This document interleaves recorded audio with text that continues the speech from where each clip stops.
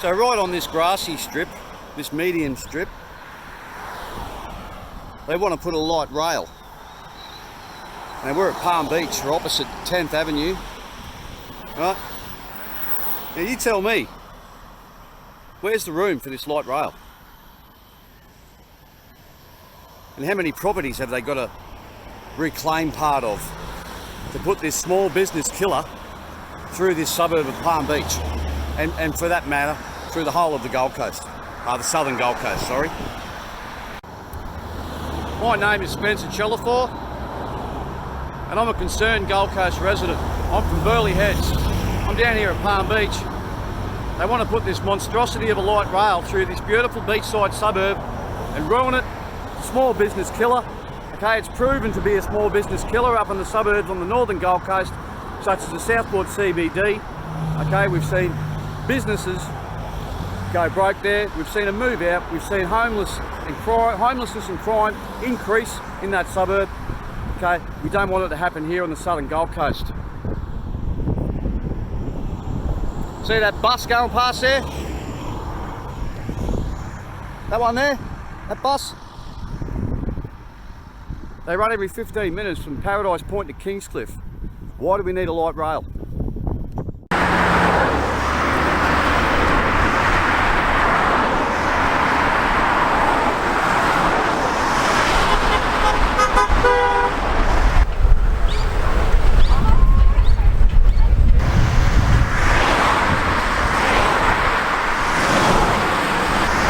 Here they come, folks. Stop the light rail! Not enough room here, is there? Small business killer. Absolutely small business killer. There's Shazza. Hey, Shaz.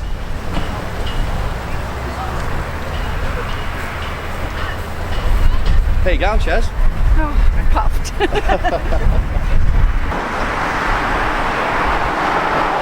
Ban the tram! Ban the tram!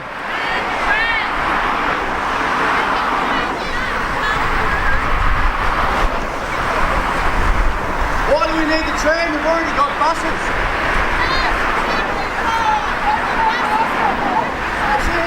Hello. The buses on the Gold Coast great locally. Absolutely. Stop the light rail. Small business killer. Hey, buses run 24/7 on the highway. Absolutely. Stop the light rail. Small business killer. Those buses run 24/7 up and down the highway. Yeah, g'day guys. So now I'm back up the northern end of the Gold Coast Highway at Palm Beach, and behind me there is Tallebudgera Drive, okay, in the corner there, and over this side, just down there, is the Palm Beach Surf Club, Tallebudgera Surf Club.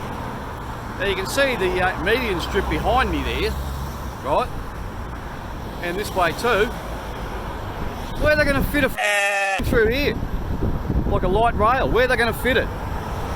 They won't be able to. What they'll have to do is reclaim some of the land off the property owners on either side of the highway, and that's going to happen everywhere, right? And you have a look at the traffic that's coming through here at the moment. This is pretty tame.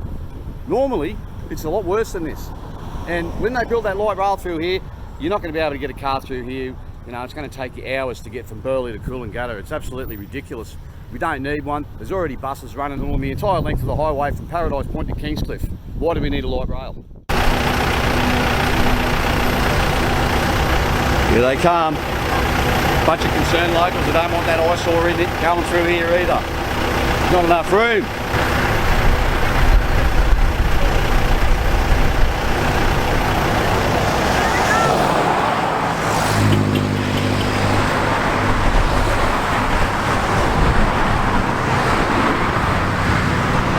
There's not enough room on here for 2 tram lines.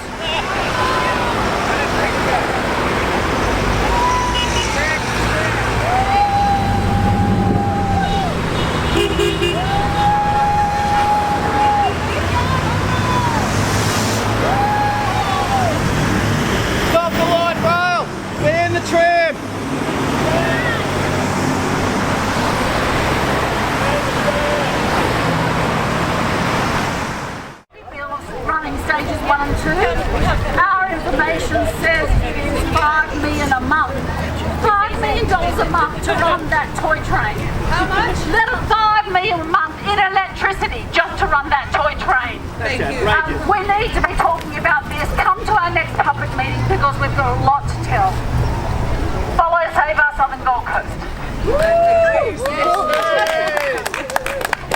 our Southern Gold Coast! Save our Southern Gold Coast! Save our Southern Gold Coast! Save our Southern Gold Coast! Save our Southern Gold Coast! Save our Southern Gold Coast! Where are our Southern Gold Coast? Save our Southern Gold Coast! Where are our councillors? Where are our councillors? Where are MPs? Where are MPs? Where is our government? Where is our government? Tell the truth, Mr. Government. Yes, what is the electricity cost of running stages 1 and 2? Is it $5 million as we've been informed 18 months ago? Answer our question. Just answer any question, Mr. Bailey. Yeah, just turn up, Mr. Bailey. What time is it, Mr. Bailey? Boo to Mark Bailey. Come on, how's one lane down this highway? How's that going to work? One lane, where's all the traffic going to park? Okay, one lane, where's the traffic going? What's that hill there? That hill is an indigenous sacred site. That hill is a home for koalas that are relatively chlamydia-free, amongst other things. That is the home of native flora, and that is the home of ancient shell middens and Aboriginal fish traps. So there are so many things wrong, and our government calling this a mega project actually means they don't have to run the same studies as they would do under a normal circumstance. We need to say no, we need to say we want heavy rail, and we need to say back to the drawing board.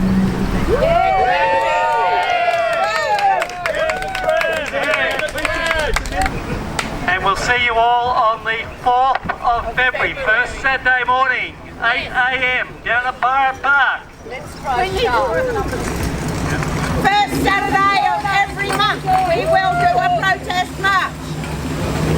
Ban the tram! Concerned residents of the Gold Coast march from Currumbin Creek down here, raising awareness about the light rail. So, what's your name, mate? Nigel. Nigel? Yes. And how long have you lived on the Gold Coast? 22 years. Yeah, and what, southern end, northern Southern end? end, yeah, we live in Currumbin and recently Tugun. Okay, and what's your thoughts about the light rail? Well, I think the light rail, looking at the amount of money they're spending on it, I can't say that they're ever going to be able to pay the cost of it. It's going to be years and years and years before they actually get anywhere with that. Currently, the amount of money that they've spent on it, the amount of revenue they're getting back, it's not sustainable. It isn't paying for itself. Yeah. So how they think spending billions more dollars putting these other sectors in is going to be worthwhile for the coast, I just do not understand.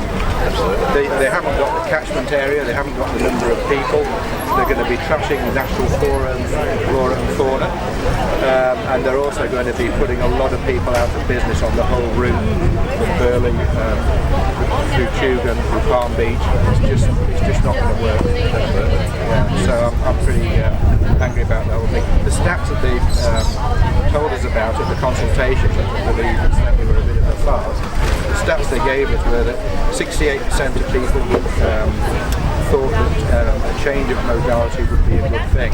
That was in 2018. My wife and I went to every single shopkeeper in Tugun. This was probably about 9 months ago now, and we asked them all just a simple question, simple, open, honest question: are you in favour of the light rail, yes or no? 92% of them said no. It was an absolute categorical no. So where the council are getting their information from, and if they're still relying on 2018 information, then they need to get off their butts and start doing some current data statistics. I believe they go to the platforms where all the uni students are and survey them, because of course they're going to say, yeah, we use it all the time. But how many, what sort of percentage of the population is that? It's minuscule. What I would say, at our last public forum, there was a lady that stood up and she took the TMR survey, the phone survey, and they kept changing the scale. So will light rail help you in this way? 1, 2, 3 or 4, 10 being the strongest, 1 being the weakest. And then the next one, 1 being the strongest, 10 being the weakest. It changed like 20 times. They moved the goalposts, don't they? Yeah, and the other thing I'd like to point out, and I've sent it to Minister Bailey, and I've gone through senators' offices to find out how much electricity is stages 1 and 2 costing us to run.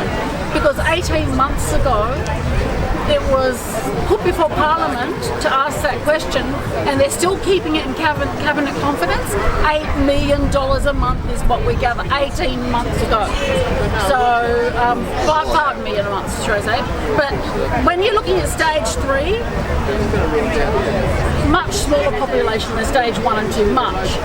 The stage 1 and 2 population, 362,000 people. For every digital fare spent, just to meet the private party's interest, we subsidise over $8. Imagine the cost when it gets down to here or to stage 4.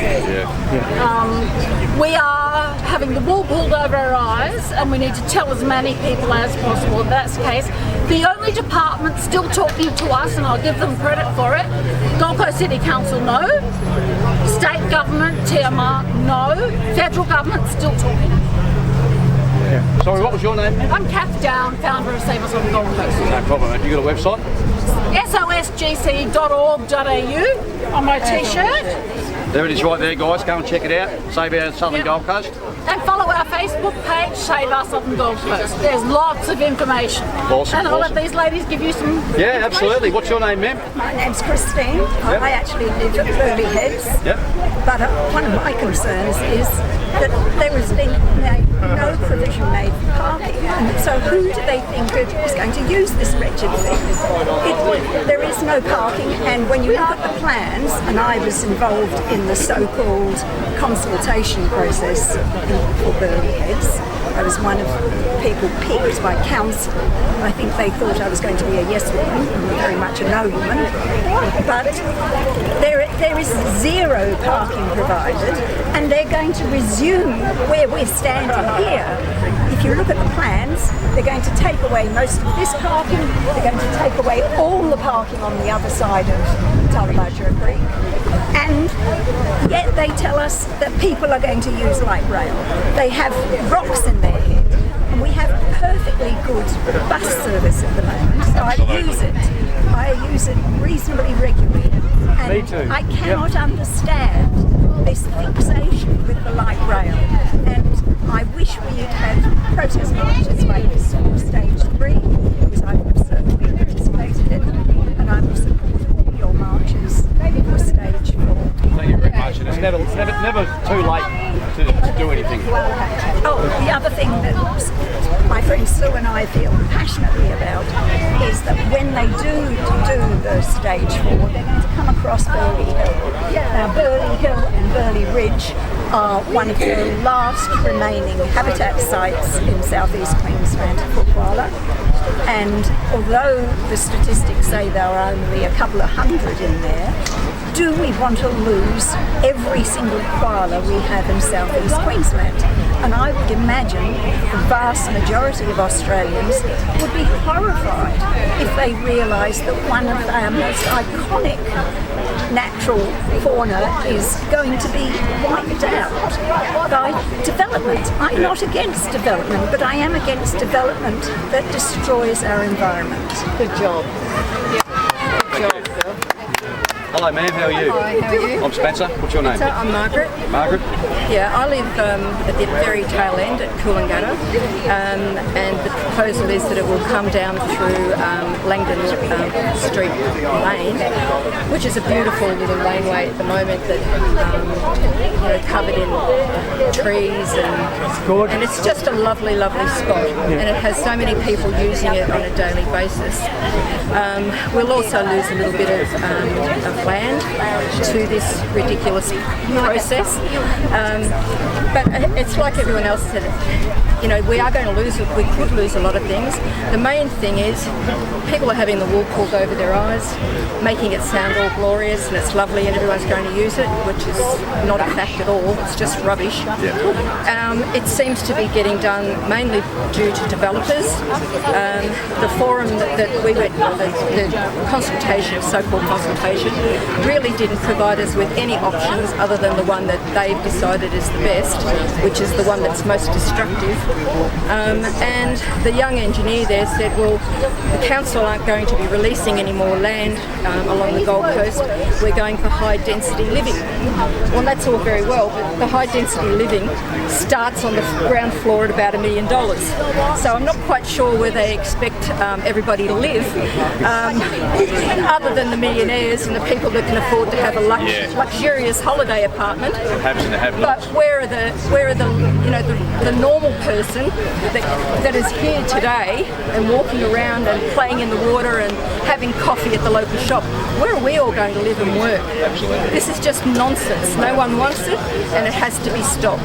Thank you very much. Thanks. Anyone else want to have a few words? Yeah, hello, what's your name? My name's Pauline Blinkens. Hello, Pauline. How are you? I'm Spencer. Thank you for doing this. Not a problem. I'd like to say my family came here in the very early 60s and we've lived in Tugun all our life.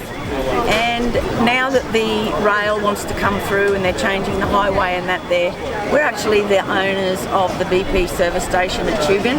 And when they reclaim the highway lane through there, we cannot get tankers in to fuel up our service station, to fuel up the pumps. Can you believe that? We have to get tiny little tankers that go off the highway and come around onto the old Golden Four Drive and try and come in the back way. It's a nightmare. You know, it's a little community shopping centre which it will just destroy not only there but so many of Palm Beach. They're losing all their front yards, they're losing all their businesses, just taking away everybody's livelihood. It's just not on, and they don't ask the community what they think. They just make up their own rules and just say it's all happening. Well, let me tell you, we will fight. Why do they got to do that? They don't have any right to do that. They're supposed to work for us. That's you right. know? The government, the council, The only everybody. reason that they get away with it is because we let them. Well, right? we will fight. You know, that's it. Absolutely. We will fight. Thank you. Thank you. Thank you for doing it. Not a problem. How's it going, people? I'm Spencer. This is Phil from Save Our Southern Gold Coast. Is that correct? Totally. Well, we're another affiliate. We're all in it together. I'm working very closely with Kath. In fact, my story, 2 years ago we moved up here from Melbourne. I saw the trams out of Palmy. I thought, what are you on about? We need public transport, because I'm a big public transport man. I use it, I ride my bike, I walk. I love this environment. I thought, but we need public transport to support people moving around. And I went to a TMR thing, and oh, how glossy is that? Yeah, sure, let's do it. Then I heard Kath Downs speak, and she spoke at an event, and there were a number of her team there, very professional engineers, town planners and like. And look, I've changed my mind once or twice in my life. I changed my mind like that.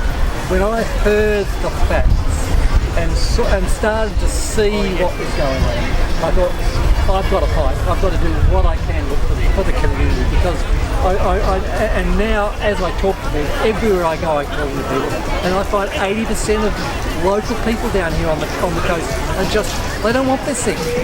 And we've been given ridiculous numbers by government to tell us otherwise, but there is no percentage that is anywhere near the 63% they talk about. I talk to people in the street when I'm doing letterbox jobs. Yes, we're in. Tell us what we got to do. So it's big stuff. Yeah. Big stuff. It just seems that they're not listening to us, are they? No. Okay. At this stage they're not. But there is always a tipping point. Yes. There is always a tipping point, and I believe we can create that here in this community, because this community is a loving community that loves what it has, and when they're all educated, not misguided, when they're all truly educated, I think we can do it. I think we can get the community at such a point that it tips over and the government is, oh, I think we'd better try again. This is not going to work for us. Yeah, absolutely, and let's hope that tipping point happens, you know, soon, because the way it is at the moment, the amount of traffic on the road in the southern Gold Coast at the moment is heavier than usual, and you can imagine how bad it's going to be once they start putting that line, that tram line through. I can't imagine how bad it's going to be. I can't. I just think, oh no. I just think, I don't think anyone's got a sense of how bad it's going to be. And in the end, yes. Okay, so the tram, well, if it was going to help, I'd be put for it, but I can see that we've got buses that are doing a job already, and what we need is a comprehensive network of public transport so that people have more of a reason to get on a bus, electric bus, than they would to get in their car. People are talking about driving down to the tram. No, we should be catching buses from A to B to C. That's got to be the future. Yes, cars are necessary, of course they're necessary, but at some point we've got to be all looking and saying, how can I be a public transport user and a walker and a rider and respect this beautiful environment?